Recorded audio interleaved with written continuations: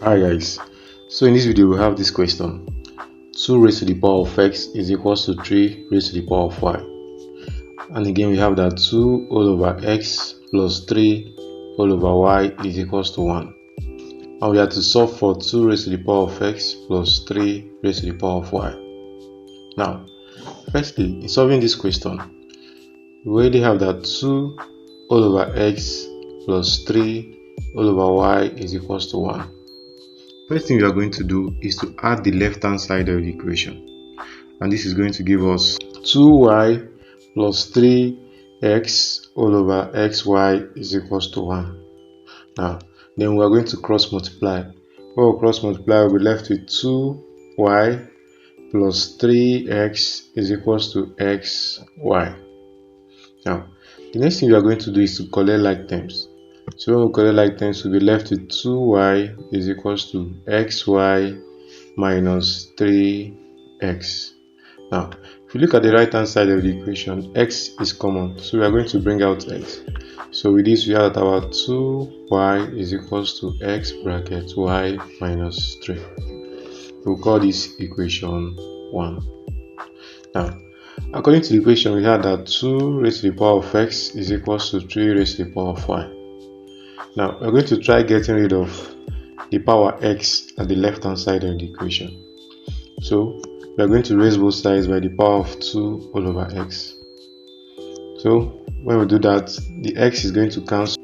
We'll be left with 2 raised to the power of 2 is equals to 3 raised to the power of 2y all over x.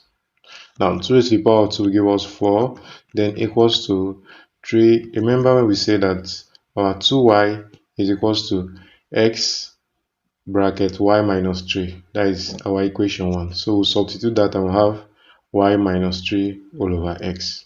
Now this x is going to cancel this x. I'll be left with 4 is equals to 3 raised to the power of y minus 3.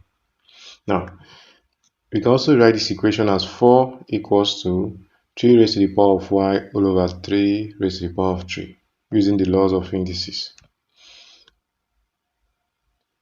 Now, to solve for, question said we should solve for 2 raised to the power of x plus 3 raised to the power of y. So we are going to try getting 3 raised to the power of y. So the next thing we are going to do in this step is to cross multiply. When we cross multiply, we'll be left with 4 multiplied by 3 raised to the power of 3 is equals to 3 raised to the power of y.